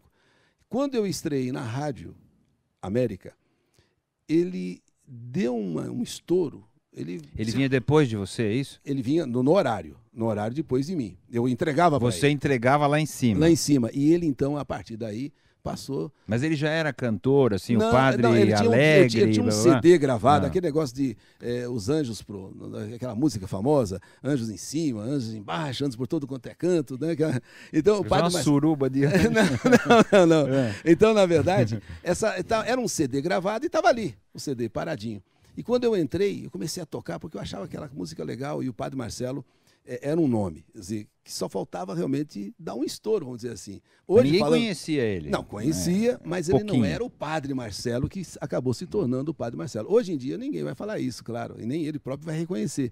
Mas foi aquele momento em que nós fomos para a América que deu condições para que ele alavancasse totalmente. Porque você entregava bem para ele, e logo depois dele vinha eu também. Quer dizer que então ele estava sanduichado. Exatamente. Então ali fez com que o Padre Marcelo triplicasse a audiência dele assim também, rapidinho. E a Rádio América passou a ser segundo lugar. Ela, por causa da potência, ser pequena. Num dado momento em que... Você já estava acostumado a ser primeiro, você ficou decepcionado? Não, ao contrário. A Sessão da Saudade, por incrível que pareça, mesmo numa rádio menor, era primeiro lugar. A Rádio da Saudade, 2 horas, era o primeiro lugar, mesmo na rádio pequena, que era a Rádio América. Então você vê que essa saudade eu tenho... que loucura vai para sempre, é isso? Eu acho que esse vai, né? negócio... enquanto as pessoas tiverem histórias, enquanto as pessoas tiverem... a gente vai narrando. Mas então, para você ver que as pessoas, às vezes, elas dependem umas das outras. E o fato de eu, por exemplo, começar o dia... fazendo o programa, você podia fazer prepara a programação programa da rádio. da Eldorado das 8 às 9, na segunda, que o meu começa às 9. Daí você já me entrega lá em cima. Eu vou conversar com o pessoal, ver se a gente faz um arranjo desse. Mas é isso aí, cara. E aí, calma. E aí acabou aí? Não, ainda não. Bom. Continua. Então vamos lá. Você estava lá, estava na Rádio América, sim. Né, certo? Você está até hoje? Não, agora da Rádio América... Passou 3 anos? Passou 4. Dessa vez foram 4. Foram 4, eu recebi um convite para voltar à Rádio Capital em 2002. Agora sim, agora eu estou 12 anos já, vai fazer quase 12. O que aconteceu? Aconteceu que o mercado, aí entra naquele negócio, o mercado diminuiu, o mercado encolheu. Quando você tinha várias emissoras, você poderia correr aqui, ali e acolá. Hoje você tem que ficar nessa daí, bicho. Por que você não pulou para FM? Porque agora a FM já não faz tanta diferença. Todo mundo tem acesso. Veja bem, eu acho que todo mundo tem acesso. O problema é assim, aí entra na parte... O teu público tem FM, não é isso? Entra na parte financeira.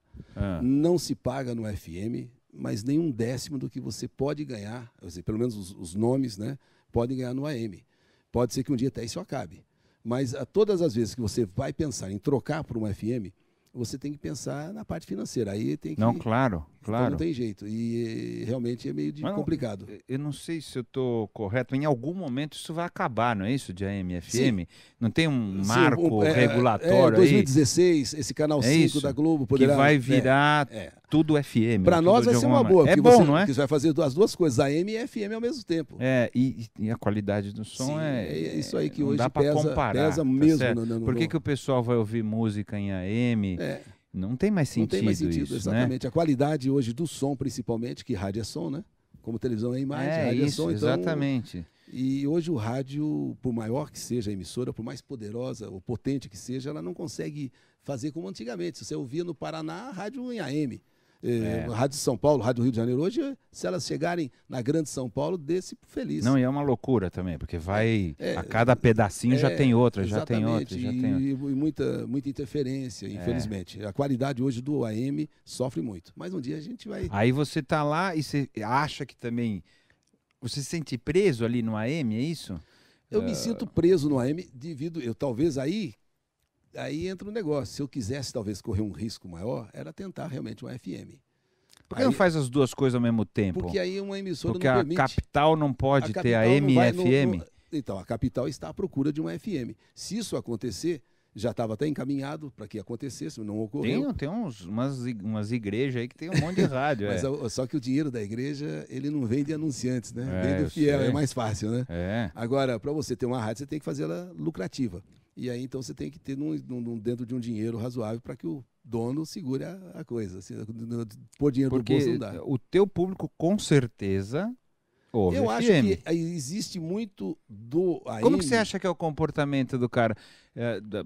Mais feminino, acredito. Que Sim, é do público, 80% né? do meu público é feminino. Como você acha que é o comportamento? Ela tá ouvindo FM num lugar, de repente vira para poder AM para poder ver o teu programa? Eu não, nesse aspecto não acredito muito que as pessoas façam esse tipo de coisa. Ou as pessoas estão no AM e ficam, ou ficam, ou estão no FM e ficam. O meu público que perdi para o FM, esse eu perdi mesmo. E foi uma parcela grande. Ele não volta? Não volta. Eu tenho. Você que tem que ir atrás dele. Eu teria que ir atrás dele também oferecendo uma FM para ele, coisa que não ocorre. Uma vez eu fiz FM, a Rádio X, que foi e aquele tempo foi um tempo legal, porque a rádio ali, inclusive, depois ela acabou, nós fomos embora, tá, eu e quem fazia mais comigo ali, mas a rádio também ocupou, chegou a primeiro lugar, sabe? Ela, a Rádio X aqui, num dado momento, ela estava ali na ponta, sabe? Com a programação popular só à tarde. Quer dizer, feito com apresentadores populares, entre eles e eu. Eu tenho certeza que daria certo isso. Então, hoje, por exemplo, eu acho que daria, mas a troca, pelo menos nesse momento, é difícil na parte financeira. Se nós conseguirmos trazer o FM para o AM, o AM para o FM, as duas, aí acho que seria legal. Você uniria os dois públicos e...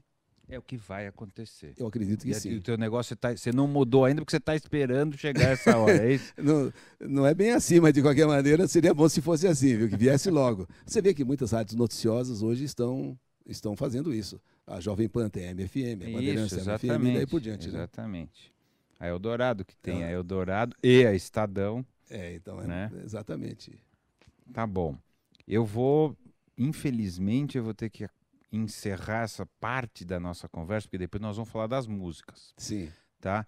Porque, infelizmente, o meu programa só tem 1 hora e da 1 hora só sobra uns 40 minutos de programa e ainda tem as músicas, o nosso papo vai durar uns 30 minutos. Então eu vou ter que encerrar, porque senão, infelizmente, a gente não vai poder pegar boa parte das coisas que a gente tem conversado. Para encerrar, eu preciso saber dessa tua experiência de vida, dessa tua experiência com as pessoas. Quem você acha que somos nós, humanos, seres humanos? Olha, fazer aqui um exercício, vamos dizer, eu nunca parei exatamente para questionar isso aí. Porém, acho que somos pessoas carentes, necessitadas umas das outras. Somos, às vezes, egoístas, somos possessivas, mas somos também pessoas boas, aonde eu percebo no meu dia a dia que as pessoas sabem dividir. Sabem querer para elas, sabem ser assim, vamos dizer assim, quase que proprietárias das outras, mas ao mesmo tempo sabem se dar. Eu acho nós somos essa mistura de pessoas boas, na maior parte, em alguns momentos não tão boas, mas, acima de tudo, somos pessoas que... Quem somos nós? Somos uns que precisam de outros para sermos alguém, pelo menos, tentar ser mais feliz. Que bonito.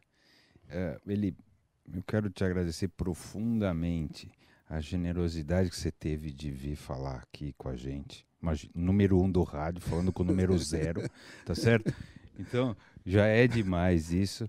O jeito que você se colocou, a simplicidade que você se colocou. E eu não tenho como agradecer isso. Tenho certeza de que esse programa especial do Quem Somos Nós é um programa histórico e eu estou muito feliz e muito agradecido de você ter participado. Muito obrigado. Eu que agradeço a você, Celso. Obrigado a todos. E me senti muito honrado, né, em ser convidado. Você vê que eu não olhei para ninguém, cara. Eu só estou olhando para você. Agora é o seguinte, 2 coisas. Tem alguém que queira fazer alguma pergunta? Por favor, se quiser fazer, se identifique, faça uma pergunta menor que a resposta, sempre. Né? Se não, tudo bem, eu já passo para as músicas. Ótimo, ninguém tem dúvida. Eles têm mais vergonha que você. Não. Tá?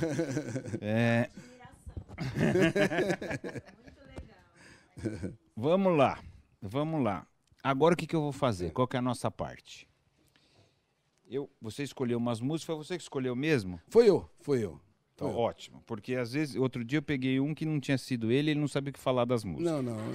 Veja bem, eu não sou um profundo conhecedor. Estou perguntando antes de você gaguejar. Antes de você gaguejar na música. Então vamos lá. Nós temos aqui, você escolheu 11 músicas. Eu vou perguntar, vou falar que foi você que escolheu, eu vou perguntar e você vai me dizer por que você escolheu essa música e não outra. Só pra gente... Não precisa ter nenhuma razão transcendental, sim. Tá certo? Escolhi porque eu tomo banho com ela, é ótimo, tá certo? Não precisa, né, nenhuma coisa especial. Normalmente você escolheu porque tem alguma razão, sim. Tá? Só para dizer que não precisa ser nada muito metido a chique. Então vamos lá. Você escolheu Geraldo Vandré, para não dizer que não falei de flores. E só para eles ouvirem um pouco, não tudo.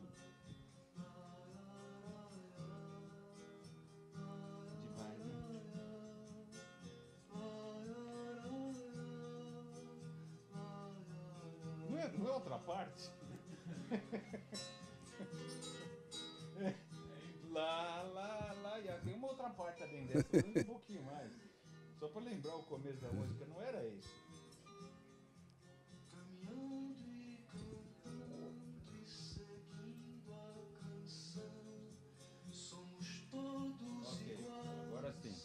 Braços dados. Olha, na verdade, não há, assim, em termos de minha vida, nenhuma conotação política, embora a música seja totalmente política. Adquiriu uma conotação política. Né? Conotação política. Eu simplesmente adorava essa música. Eu gostava dessa música numa outra versão que existe, que é aquela gravada ao vivo, né? Que em algum momento alguém... Filho, né, tá, ele grita, tal, e o povo grita. Mas, de qualquer maneira, é mais uma questão de gosto. Eu não sei, eu estava com os meus 18 anos, bem provavelmente, aí... E essa música, de alguma forma, me chamava a atenção. Quem espera, quem sabe faz a hora, não espera acontecer. Então, eu, em algum momento, pensei dessa maneira. Eu falei, quer saber uma coisa? Fiz os 18 anos, meu padrasto falou que eu só ia embora com o dia 18, então agora é a hora. E foi nesse momento que essa música talvez serviu como inspiração. Quem sabe faz a hora, não espera acontecer. E eu fui embora. Boa. A outra, uma época semelhante... que é Beatles. Hey Jude.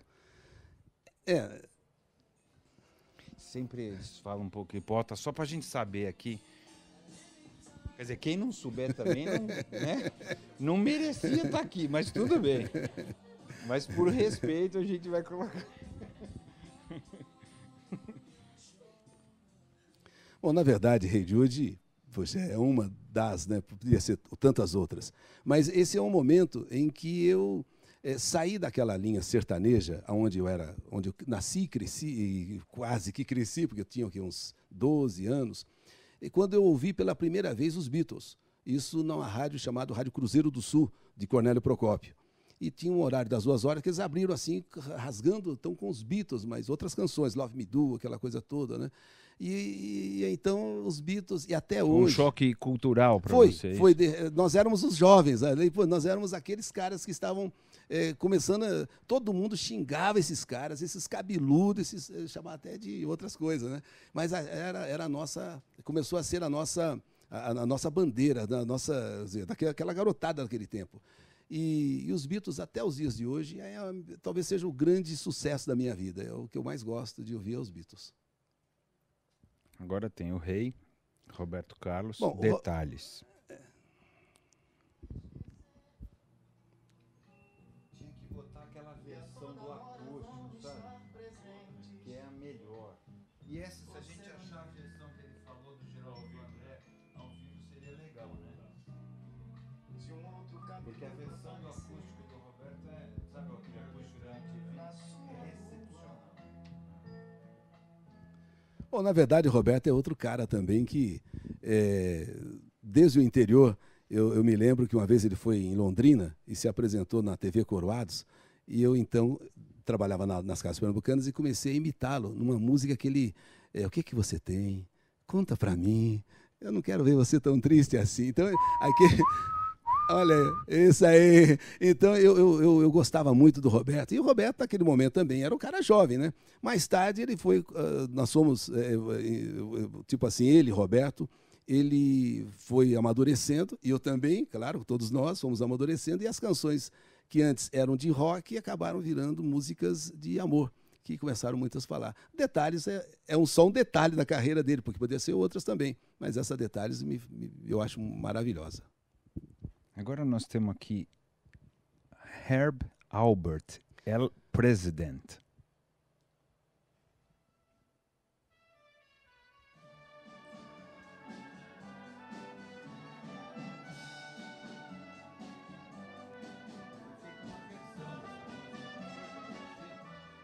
Olha, foi uma, inclusive, que entra um polvo assim, né? Ela dá uma explosão assim.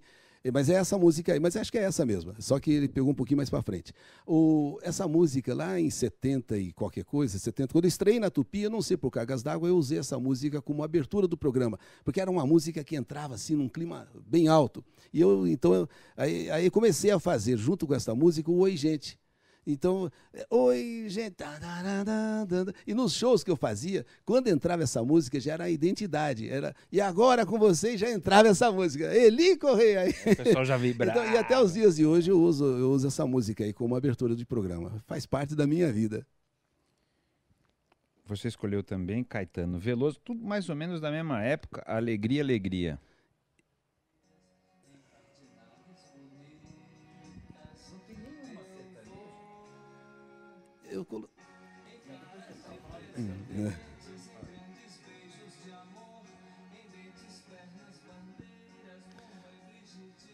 Na verdade é o seguinte, o Caetano é mais aquela coisa, podia ser o Caetano, podia ser o próprio Chico, que eu adoro, o Leolá, pode ser o próprio Gil, que Domingo no Parque, daí essas coisas, mas eu escolhi o Caetano por uma razão puramente casual.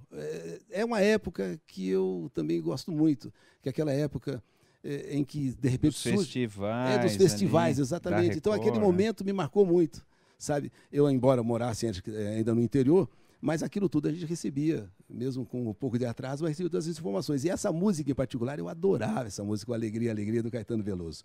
E outras tantas dessa época, mas essa aí em particular. Aí vamos andar um pouquinho mais para frente. Você escolheu Secos e Molhados, o Vira.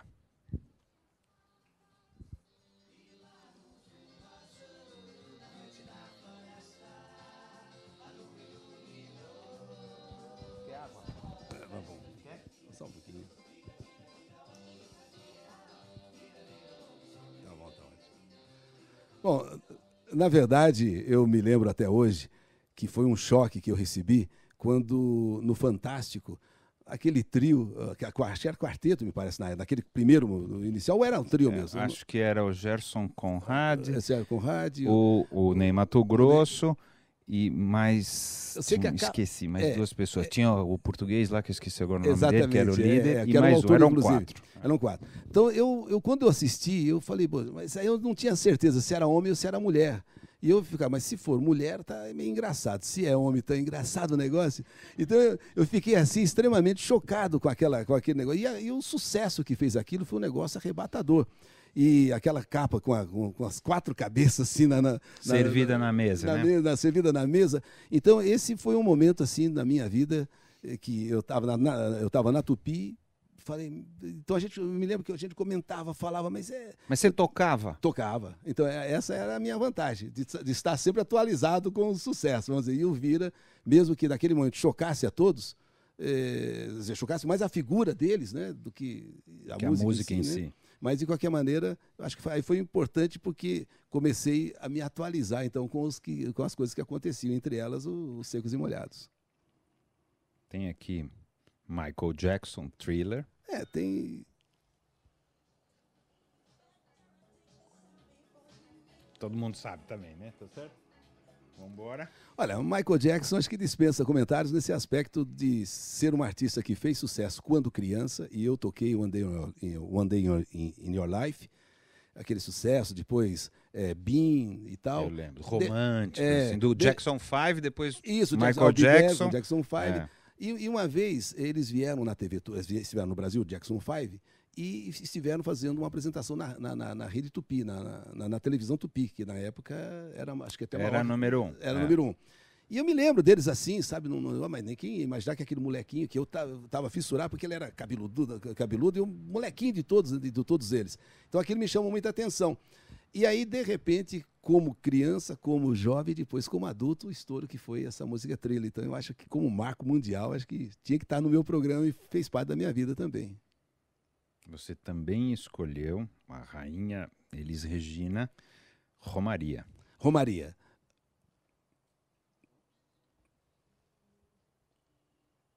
Quer que eu canto?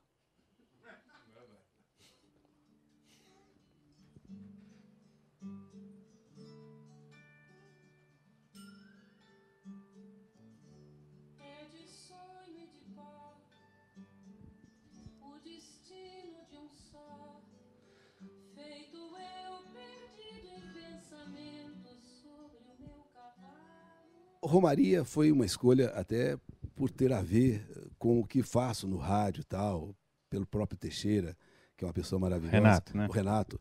Agora, mas eu gosto da Elis desde o tempo do Paneguinho.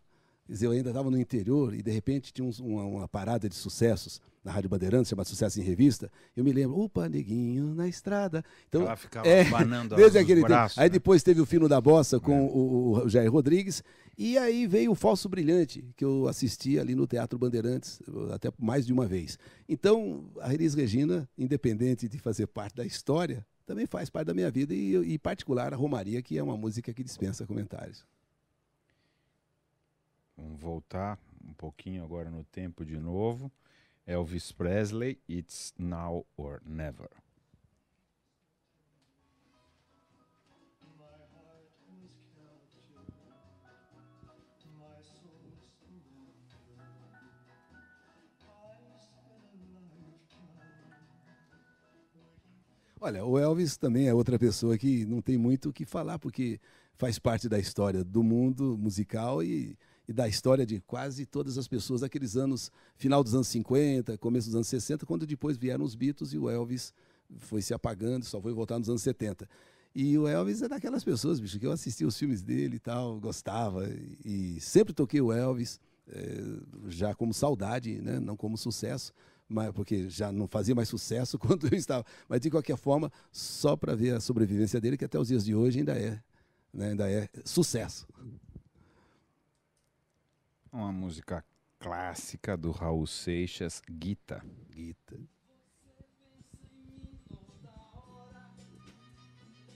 come, me cospe, me deixa.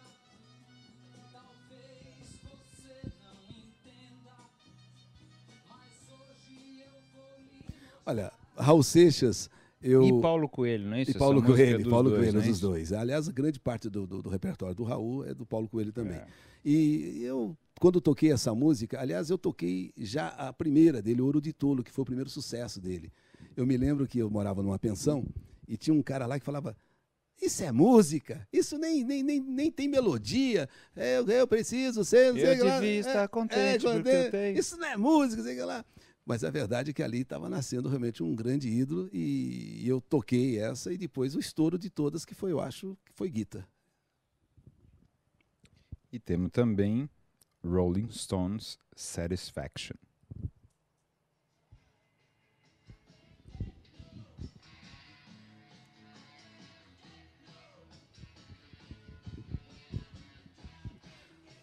Bom, na verdade, os Rolling Stones só se tornaram para mim mais importantes assim depois de uma certa época, porque eu tinha os Beatles como os bonzinhos, né? E os Rolling Stones como os diabos, assim. Eu não gostava, eles eram tudo aquilo que eu condenava, vamos dizer assim. Mas se bem que depois, lendo a história, eles não eram muito diferentes.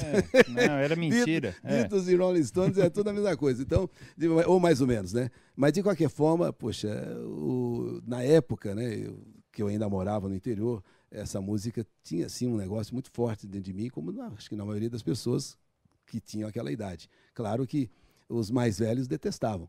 E hoje faz parte também. É um clássico. É um clássico, Vamos né? fazer 50 anos, né? Faz parte da minha vida, como faz parte da vida de tanta gente. Mas eu estou estranhando, não tem Sandra Rosa Madalena, não tem nenhuma música sertaneja. Você não gosta de nenhuma música popular, é isso? Não, na verdade... Ou o pessoal do Eldorado te encheu o saco para não escolher essas músicas?